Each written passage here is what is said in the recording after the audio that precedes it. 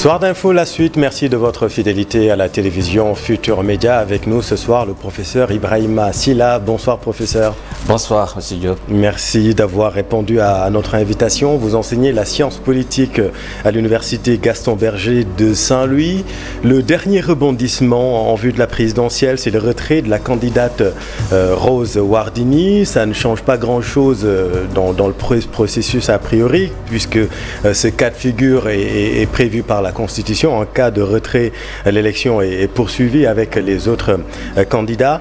Mais que vous inspire cette situation globalement depuis l'annonce du président de la République le 3 février jusqu'à nos jours? Merci pour votre question, monsieur Diop. Au-delà de cet épiphénomène, puisque vous considérez que cette volonté de retirer sa candidature, on peut considérer cela comme un épiphénomène, on pourrait aller au-delà pour entreprendre une réflexion globale sur la problématique de l'élection en Afrique. L'élection en Afrique, c'est la problématique des problématiques. En Afrique, hein. En Afrique, oui, plus particulièrement. La problématique des problématiques, mais on pourrait dire même dans le monde. Il faut qu'on revienne à ce qui a été à l'origine de l'institutionnalisation de l'élection dans le cadre des républiques pour instaurer une démocratie. Parce qu'il y avait tout un imaginaire qui avait été lié par rapport à la révolution. Les gens pensaient que le changement devait passer par la révolution. Je me rappelle de cette phrase de Cousin, un écrivain français, qui disait « Ne tremblons pas devant les révolutions, elles sont le passage à un ordre meilleur. Et c'est la déconstruction de cet imaginaire révolutionnaire qui va permettre de réduire l'intensité de cette problématique que fut l'élection dans ces républiques-là. Il fallait passer par cette élection. Une élection d'ailleurs qui est une sorte d'imaginaire politique. On pense qu'à travers l'élection, on a toutes les garanties d'une bonne démocratie et qu'on peut résoudre tous les problèmes. Oui. Au fondement de ces problématiques-là, on va avoir toute une série de questions, de problèmes qui vont se poser, notamment en Afrique. Pourquoi? Parce que les acteurs politiques, et souvent ceux qui sont de mauvais perdants, parce qu'en politique, on est confronté à deux types d'individus. Oui. Il y a les mauvais perdants et les mauvais sortants. En Afrique, on est confronté à cette logique de mauvais perdants et de mauvais sortants. Pour ce qui concerne le Sénégal, moi, je vais privilégier la problématique du mauvais sortant. Celui qui n'a plus, parce que le président de la République, on pourrait dire, il quitte le pouvoir. Oui. Donc c'est un mauvais sortant? Je considère que c'est un mauvais sortant à partir du moment où on a l'impression que rien n'est fait de son côté pour que les choses se déroulent bien. Je reviens sur toutes les stratégies de neutralisation de l'opposition qu'il y a eu. Je reviens sur toutes les logiques de, on va dire, d'empêchement de voir ce processus aboutir à terme. Qu'est-ce qui s'est passé? On a vu des stratégies de neutralisation par le droit. Après le droit, on a vu des stratégies de neutralisation par le parrainage. Qu'est-ce qu'on a vu après? Des stratégies de neutralisation par la délibération. Je ne reviens pas sur les journalistes qui ont été empêchés de parler, mais sur toutes les formes de neutralisation technologique à travers les réseaux sociaux, Internet, etc. Et tout cela rentre dans ce que j'appelle la boîte à outils du dictateur de manière générale, voire des apprentis dictateurs en Afrique. On était habitué à une boîte à outils. On pouvait utiliser d'autres outils.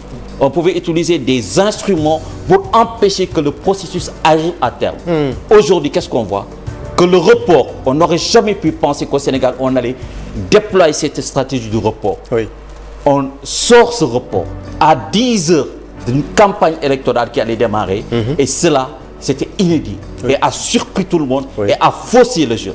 On se retrouve dans une situation, heureusement, et ça nous ramène au Conseil constitutionnel qui prend la décision après l'abrogation par le président de la République de son décret, après l'adoption de la loi par les députés pour prolonger, offrir 10 mois de plus à un chef d'État sortant, on se retrouve dans cette difficulté-là. Heureusement, la sagesse du Conseil constitutionnel nous conduit à cette décision-là Maintenant, on a l'impression que le problème n'est pas totalement réglé. Bien sûr. Puisqu'aujourd'hui, il y a la problématique du calendrier qui se pose encore. Absolument. Et la présidence a pris acte, en tout cas, de l'invite du Conseil constitutionnel à organiser la présidentielle dans les meilleurs délais. Le gros dilemme, désormais, est de tenir l'élection dans les 43 jours qui nous séparent de l'expiration du mandat du président Macky Sall. Comment analyser cette situation et comment gérer finalement ce nœud gordien là? Mais c'est un véritable nœud gordien. Parce que le problème qui se pose déjà, moi j'ai vu une note, on peut l'appeler note, on peut l'appeler papier, on peut l'appeler communiqué, signé par qui? Un conseiller du président de la République. C'est le même président de la République qui était sorti pour dire que la situation... C'est le porte-parole de la présidence de la République. Mais franchement, entre nous, pour une situation aussi grave, pour une crise qui a été... On a entendu le président de la République le 3 février sortir pour nous dire que la crise est tellement grave qu'il faut reporter l'élection. Il y a un problème. À partir de cet instant, dès l'instant qu'il y a une décision aussi historique, aussi importante du Conseil constitutionnel... Alors le 3 février, le président a constaté le différend entre l'Assemblée nationale et le Conseil constitutionnel. Entre nous, c'est une manière... Pour être factuel. Mais c'est une manière élégante d'enclencher le processus qui allait aboutir à quoi? Et on a vu la suite, effectivement, on a vu la suite. Maintenant, à partir de l'instant où le Conseil constitutionnel a été clair en lui disant, écoutez, vous n'aurez pas un jour de plus, je traduis. Le 2 avril, c'est fini. On est dans une semaine où il est impossible de tenir les élections le 25 février. Vous avez un temps court. Débrouillez-vous pour organiser l'élection parce qu'il y a une intangibilité du mandat du président de la République. Vous avez eu votre mandat de 7 ans, vous avez eu votre mandat de 5 ans, vous n'aurez pas une seconde de plus. Arrangez-vous pour que le 2 avril, ou avant le 2 avril, que tout se passe bien. Maintenant, comme je dis, la balle est dans son camp. Moi, quand j'ai vu le communiqué, le porte-parole sortir un communiqué, ce n'est pas pour fixer la date ou pour dire qu'effectivement... Oui, c'était pour dire dont acte. On prend acte. Alors, on prend acte. Le peuple sénégalais est toujours dans l'expectative. On attend de voir le bout du tunnel. On lui a montré la porte de sortie. C'est comme quelqu'un à qui l'on montre la porte de sortie et qui cherche à prendre une issue de secours. La porte de sortie est là. On va vers des problèmes. On va vers une impasse si le 2 avril. Nous y sommes d'ailleurs. Nous y sommes dans cette impasse. Et finalement, on revient à l'article 31 que les députés, en tout cas, ont tenté de modifier, en tout cas avec cette loi dérogataire. Donc l'article 31 qui dit que le scrutin pour l'élection du président de la République a lieu 45 jours francs au plus et 30 jours francs au moins avant la date de l'expiration du mandat du président de la République. Et les sages, dans leur décision, professeur Ibrahima Silla, enjoignent de respecter cette clause. Ne pensez-vous pas que l'étau s'est resserré davantage autour du président de la République? Non, je pense que la messe est dite. Je pense que tout est clair dans la tête de tous les Sénégalais sérieux, de tous les juristes, de tous les enseignants. Je pense qu'aujourd'hui, on est confronté, comme je venais de le dire, la décision, il faut toujours s'en référer à cette décision du Conseil constitutionnel. Il ne revient pas aux députés, il ne revient pas au président de la République, il ne revient pas aux dialogueurs ou aux gens qui entreprennent de dialoguer, de décider de ce qui sera fait par la suite. Nous avons une constitution au Sénégal. À quoi ça sert d'avoir une constitution si l'on pense qu'on peut être dans les arrangements ponctuels pour essayer de reporter des élections ou pour changer la donne ou les règles du jeu? La constitution, à partir de cette importance donnée au dialogue ou de cette tentative ou de ces arrangements ponctuels, pose problème. Il y a eu quand même beaucoup d'anomalies, ça on peut quand même le dire, dans tout le processus, le parrainage, les candidats despoilés, tout ça également, ça fait partie du dossier. Mais ça fait combien de temps que le problème du parrainage s'est posé? Je rappelle que le parrainage, la loi sur le parrainage a été votée pratiquement sans débat. On vote le parrainage sans débat et au même moment, quelques mois plus tard, quelques années plus tard, on va débattre encore sur ces aspects-là. Il fallait débattre à un moment. L'instance par excellence de débat du dialogue, c'est l'Assemblée nationale. Vous voyez ce qui se passe à l'Assemblée nationale. Vous voyez les tensions. Cette législature a été installée pratiquement par les gendarmes. Vous avez vu il y a quelques jours ce qui s'est passé à l'Assemblée nationale. À partir de cet instant, on peut se poser une question sur la réelle volonté d'asseoir un climat calme. Il y a eu quand même des votes à l'Assemblée nationale. Les gendarmes, rappelons quand même que le règlement intérieur de l'Assemblée nationale, donc en son article 53, permet au président de l'Assemblée nationale de recourir à la force. Oui, mais je voulais dire, dans l'idéal, si on est dans une société qui a tendance à privilégier, voire à essentialiser le dialogue, on pense qu'au Sénégal, avec le dialogue, tout peut être réglé. Oui. Mais le dialogue, en fait, ce n'est qu'une sorte de deal entre acteurs politiques pour arriver à des combinaisons, à des arrangements totalement ponctuels. Ils ne vont pas au-delà de des véritables... Ils ne vont pas vers les véritables attentes de la société sénégalaise, des citoyens sénégalais. À partir de ce moment, tout ça pose problème, ce dialogue. La Constitution est claire, la décision du Conseil constitutionnel est claire, le calendrier était clair jusqu'à 10 heures avant l'ouverture de la campagne. À partir de cet instant, il revient désormais au chef de l'État de fixer la date, de choisir une date. Le temps paraît court parce que... Le temps est court, nous sommes à J-43 de l'expiration de son mandat. La conséquence maintenant, fâcheuse peut-être, c'est peut-être de voir une réduction de la durée de la campagne. Qui poserait problème. On parle de 10 jours de campagne électorale. Qui poserait problème. Même pour la date, certains avancent le 3, d'autres le 10. Quelque part, l'on peut se dire, est-ce que ce n'est pas un moindre mal de faire tout pour que les élections se déroulent normalement, pour ne pas arriver à cette date butoir du 2 avril qui nous conduirait pratiquement à une impasse. En tout cas, après avoir constaté l'impossibilité de tenir le scrutin à la date initiale, le Conseil donc demande d'organiser en tout cas la présidentielle dans les meilleurs délais, tout en respectant la durée légale du mandat présidentiel. Tout à fait. Et aujourd'hui, la balle est dans le camp de l'exécutif, du chef de l'État, du président de la République. Et on ne saura jamais quand même, en tout cas on ne sait pas pour le moment les raisons profondes de cette décision du président de vouloir en tout cas reporter la présidentielle, même si les députés de Benno Bokk Yakaar diront le contraire. Mais croyez-vous que le président s'est quand même embrouillé dans ses alliances politiques? Au-delà des alliances, je pense qu'il y a toujours une tendance chez les hommes politiques de vouloir conserver le pouvoir. Qu'est-ce qui motive cette volonté de conserver le pouvoir? Quelqu'un pourrait penser la gloire qu'offre la politique, le pouvoir, les privilèges, prestige. Il y a un certain nombre de problèmes qui se posent souvent avec les présidents sortants. Quelle vie après la vie politique? Mais à ce niveau-là, franchement, quand même, professeur, qu'est-ce que le président Macky Sall gagnerait à être à la tête de ce pays 10 mois de plus? Est-ce que ça fait sens? Il faudrait lui poser la question. Mais nous, on peut essayer de savoir, de deviner les raisons qui pourraient être en cause. Avec les hommes politiques, il y a souvent des calculs. On ne sait pas. Avec cette loi, si cette loi était passée, des députés qui font passer cette loi et qui offrent 10 mois de plus au chef de l'État, rien n'empêche un chef de l'État, ce même chef de l'État, dans les 3 mois, 4 mois à venir, 6 mois à venir, de faire voter une loi qui le maintiendrait au pouvoir, qui peut le plus, peut le moins. Oui, parce que franchement, ce serait peut-être versé dans les amalgames simplificateurs que de penser que cette loi a été votée pour jouir davantage du pouvoir, non? Oui, mais pour revenir, au-delà de jouir du pouvoir, il y a un principe fondamental. Parce que si on sort des règles du jeu, on s'y perd finalement. Parce que si on fixe un calendrier et qu'on dit qu'effectivement c'est pas grave, il y a une crise, il y aurait une crise. Je rappelle que ce sont des accusations extrêmement graves, mais apparemment jusqu'à présent aucune preuve. Donc des insinuations. On n'a aucune preuve. On accuse des juges constitutionnels, on accuse des gens.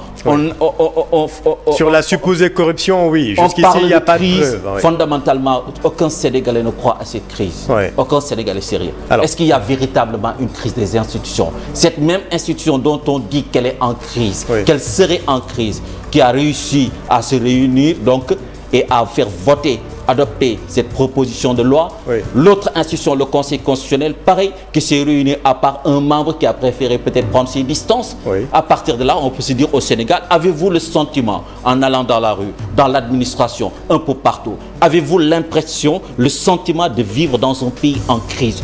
Nous ne sommes peut-être pas dans le secret des coulisses du pouvoir, mais personne ne croit à cette, on va dire, cette théorie de la crise. Mais en retoquant la loi, encore une fois, rappelons-le, le Conseil constitutionnel fait subir quand même à l'Assemblée nationale un camouflet. Vous avez lu certainement le communiqué du Parlement, communiqué décrié, mais en tout cas, les députés, on ne va pas dire les députés, en tout cas l'Assemblée nationale, puisqu'il y a eu cette polémique qui endosse ce communiqué et qui ne l'endosse pas, en tout cas qui l'accepte et qui ne l'accepte pas, mais tout ça, ça rajoute du problème au problème. Sauf que M. Diop, franchement, ce communiqué-là, moi je ne voudrais pas le commenter, un communiqué qui n'a pas été signé, on peut penser que c'est du faux, on n'assume pas sa position.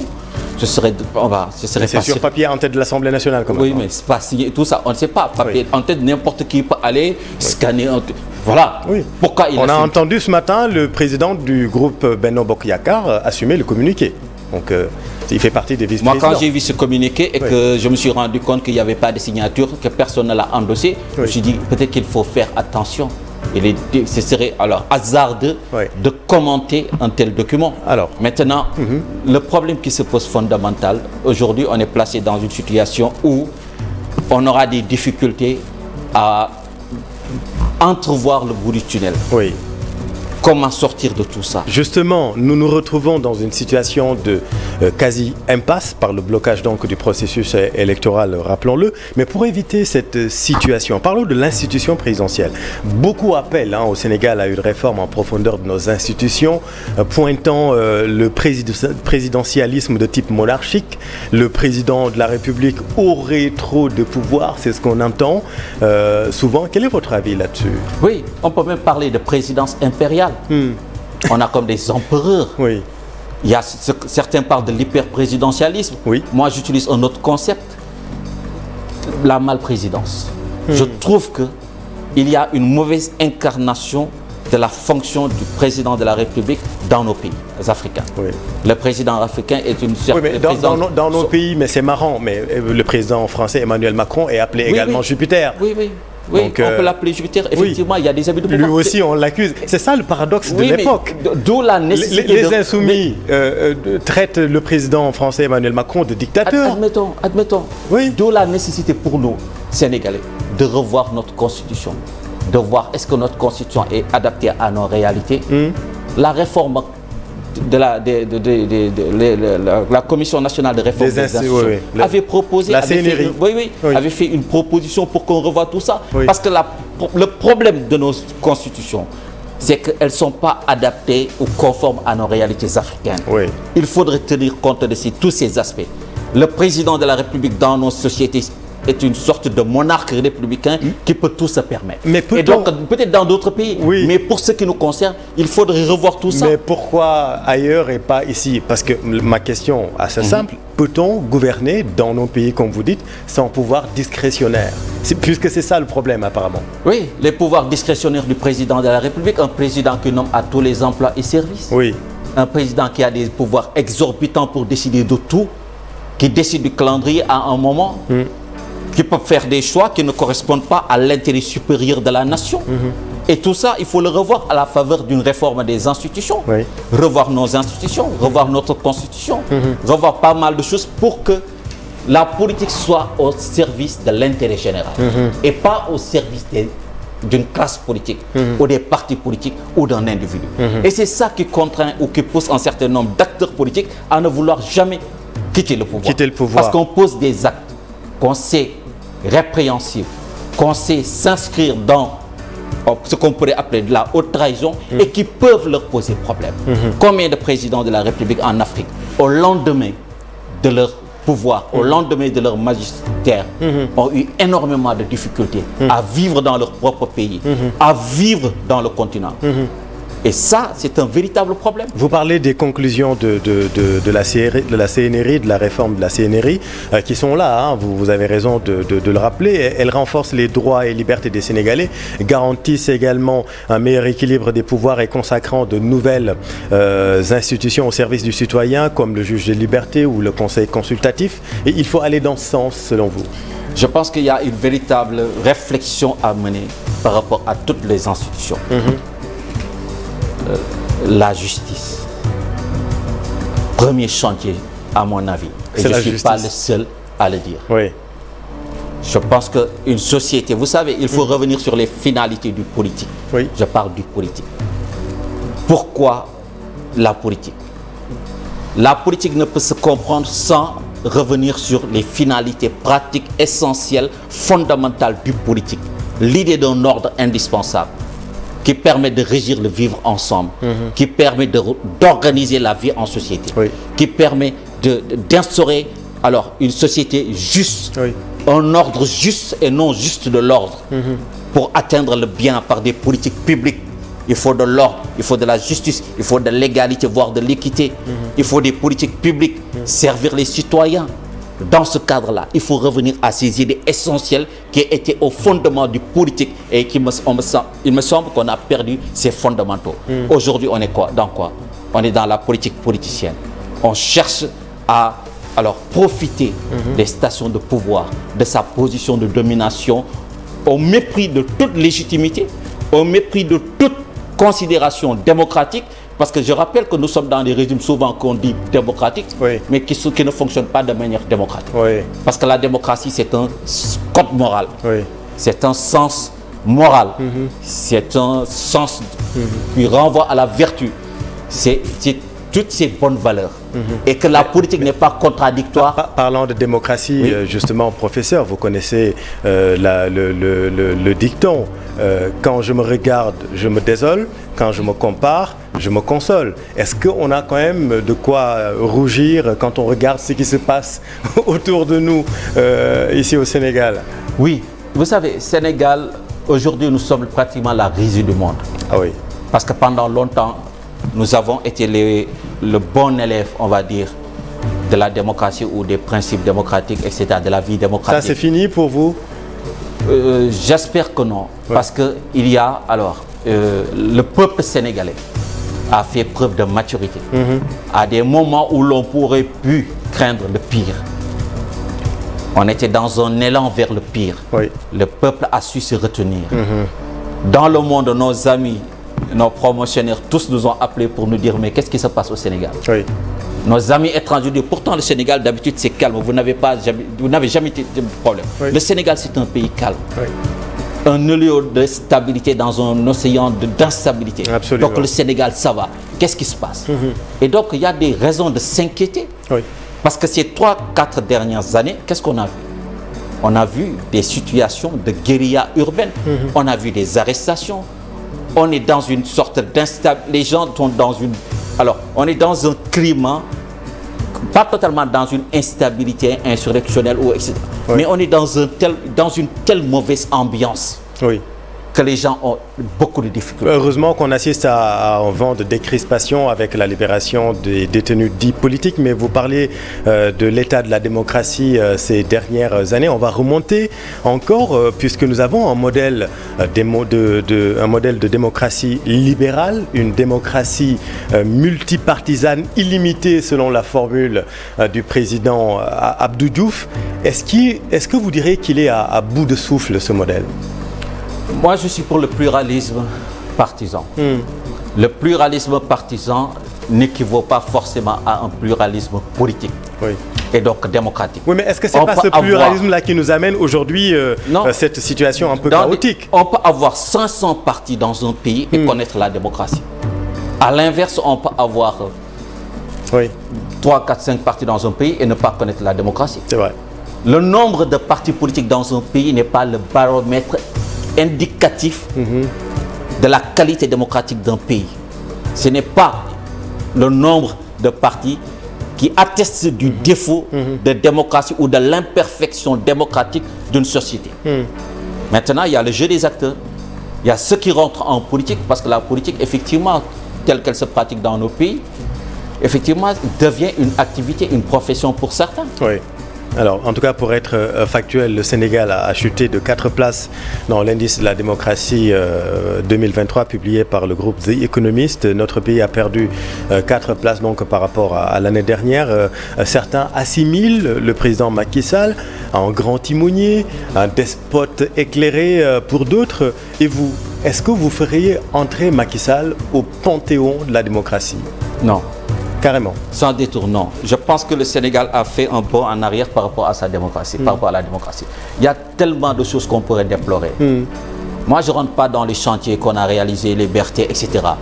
Pour la démocratie, oui, les aussi, institutions. Bon, ça, c'est important. Voilà, c'est un autre bilan. Sur le plan des institutions, de la consolidation des institutions, consolidation démocratique des institutions, à ce niveau-là, il y a énorme. Sur le plan de la justice, on a vu des arrestations. Vous parlez tout à l'heure des arrestations. C'est la Constitution qui reconnaît au peuple, aux citoyens, le droit de manifester. Et on se rend compte que dans ce pays, quand on autorise des manifestations, il n'y a pas de problème. Il n'y a pas de jet de pierre, il n'y a pas de lacrymogène. Tout se passe bien. Qu'est-ce qui empêche de jouer pleinement? La marche silencieuse de samedi, même si elle n'était pas si silencieuse, mais ça s'est très bien passé. Oui, la liberté d'expression. Combien de journalistes sont inquiétés? Combien d'intellectuels sont craintifs à l'idée de se faire arrêter?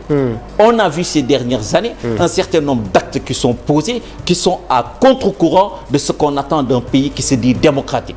Nos régimes politiques se disent démocratiques, mais ne fonctionnent pas de manière démocratique dans la prise de décision. La démocratie, ce n'est pas seulement un type de régime. La démocratie, c'est un ensemble de comportements. Et ces comportements au jour le jour, est-ce que nous vivons dans une démocratie? Ces dernières années, on a eu le sentiment, à un moment, beaucoup de gens même, d'intellectuels, à un moment, ont refusé de prendre la parole, ont peur de prendre la parole, parce que dans votre famille, les gens vous disent, attention, il va vous arrêter. On est en 2024-2023, où les gens aujourd'hui sont craintifs à l'idée même de s'exprimer en toute liberté, alors que ce sont des droits fondamentaux, la garantie des libertés fondamentales. Les droits de l'homme, l'état des droits de l'homme au Sénégal. Je ne veux pas revenir sur les conditions. J'ai écouté pas mal de jeunes qui sont sortis des prisons, mais je me suis dit, c'est le goulag. Au Sénégal, on n'aurait jamais pu penser que les gens allaient vivre, allaient être torturés, allaient être malmenés. Le président Macky Sall, dans la rubrique des présidents éclairés démocratiquement, et je dirais non, totalement non. Bah, disons aussi que, en tout cas, ce n'est pas toutes les personnes qui ont été arrêtées. Il n'y a pas eu que des arrestations pour des délits d'opinion. Et puis, est-ce qu'il y en a même? Ça, en tout cas, ce sera à la justice de se prononcer. Mais rappelons quand même qu'il y a eu des faits extrêmement graves. Il y a eu des bus attaqués, il y a eu des actes insurrectionnels, disons-le clairement. Il y a eu également des attaques de cybercriminalité, des sites de l'État attaqués. Il y a eu ce bus, il y a eu des choses graves aussi. Il y a eu des choses graves. Je donne un exemple pour qu'on s'accorde. Des usines d'eau qui ont été attaquées. Tout à fait. Voilà. Je prends un autre exemple. Avez-vous déjà vu un pays dans le monde où l'on inscrit sur la carte de l'électeur ou de carte d'identité n'est pas électeur? On organise un premier tour, non plus pour les partis ou les candidats à l'élection, mais pour les citoyens, pour les éliminer. Vous allez dans un bureau, dans un centre administratif, on vous demande ce qu'ils n'ont pas le droit de faire. Est-ce que vous allez voter? On n'a jamais vu ça dans le monde. Dans tous les pays démocratiques sérieux, dès l'instant où vous êtes citoyen ressortissant de ce pays, dès l'instant que vous avez votre permis, votre carte d'identité ou n'importe quel autre papier, vous avez le droit de voter. Chez nous, qu'est-ce qu'on a mis? Recul démocratique inacceptable. On n'est pas électeur, en d'autres termes, ne peut pas voter. Ne peut pas voter. Est-ce qu'on peut accepter? Je peux démultiplier les exemples pour vous dire qu'il y a un véritable problème. À ce niveau. Le parrainage, certains peuvent applaudir. Effectivement, c'était une bonne chose. Mais je rappelle, voter sans débat à l'Assemblée nationale. Pas mal de problèmes liés par rapport à la justice, par rapport aux conditions de vie, tout ça. Je ne reviens pas sur ces aspects-là. Et c'est un véritable problème. Et je ne suis pas seul à le dénoncer. Alors, professeur Ibrahima Sylla, je vous entends parler, je vous écoute. On constate quand même une certaine révolte chez les universitaires. Beaucoup de vos collègues prennent la parole, la plume, enclenchent des initiatives pour restaurer la République, pour reprendre le titre du manifeste des 116. Qu'est-ce qui explique ce concert d'indignation? Oui, vous savez, pendant longtemps, on s'est trompé et on a voulu réduire le champ d'action des intellectuels, que je salue au passage, les collègues, les amis de l'UCAD, du Sénégal. On a voulu réduire notre champ d'action et nous enfermer dans une sorte de tour d'ivoire, consistant à dire vous êtes des intellectuels, vous êtes enfermés, emprisonnés dans la neutralité axiologique, et donc vous n'avez pas le droit de prendre la parole sur les affaires politiques publiques. Oui. Je dis, c'est avoir une mauvaise lecture de la neutralité axiologique. Max Weber, théoricien de la neutralité axiologique, était appelé, dénommé un savant très politique. Cheikh Anta Diop était un savant très politique. Absolument. La neutralité axiologique, ce n'est pas le désengagement du savant, c'est la non-imposition des valeurs. Un intellectuel doit et peut intervenir en politique. Les collègues, je salue leur courage, oui, leur sens élevé, de ce qui était en train de se passer, oui, leur responsabilité historique. J'ai vu des textes merveilleux. Absolument. Les 5 professeurs, oui, Alioune Sall, Alioune Badara Fall, oui, Kader Boy, oui, professeur Serigne Diop, le 5e, je pense les avoir tous cités, professeur oui, mais ils ont fait un document extraordinaire. Absolument. Les autres collègues de l'UCAD, de Gaston Berger, quand je les ai vus s'indigner, sortir, j'ai dit, enfin, je pense qu'on commence à comprendre l'intérêt que nous avons et la posture que nous devons avoir pour la société. Pourquoi ? Parce que nous ne pouvons pas enseigner le droit, nous ne pouvons pas enseigner la démocratie, les institutions, ce que c'est que la justice, etc. Et se taire devant cette citation. Quand il y a un problème. Oui. C'est comme celui qui voit sa maison brûler et qui dit je me tais, je vais appeler l'architecte qui a dessiné la maison. Oui. On prend un seau d'eau, on éteint. Nous ne pouvons pas appartenir à une époque dans des circonstances particulières. L'avenir de la nation se joue et rester dans notre tour d'ivoire, dans nos amphithéâtres sans dire mot. Oui. Il faut dénoncer ce qui mérite d'être dénoncé. Et je salue le courage des collègues qui ont été merveilleux en se dressant contre cette forme de dévolution du pouvoir. Merci beaucoup, professeur Ibrahima Silla. Merci beaucoup, c'était un immense plaisir de vous recevoir. Vous enseignez la science politique à l'université Gaston Berger de Saint-Louis. Merci à vous, chers téléspectateurs. Restez avec nous, vous êtes au bon endroit. Bonne soirée.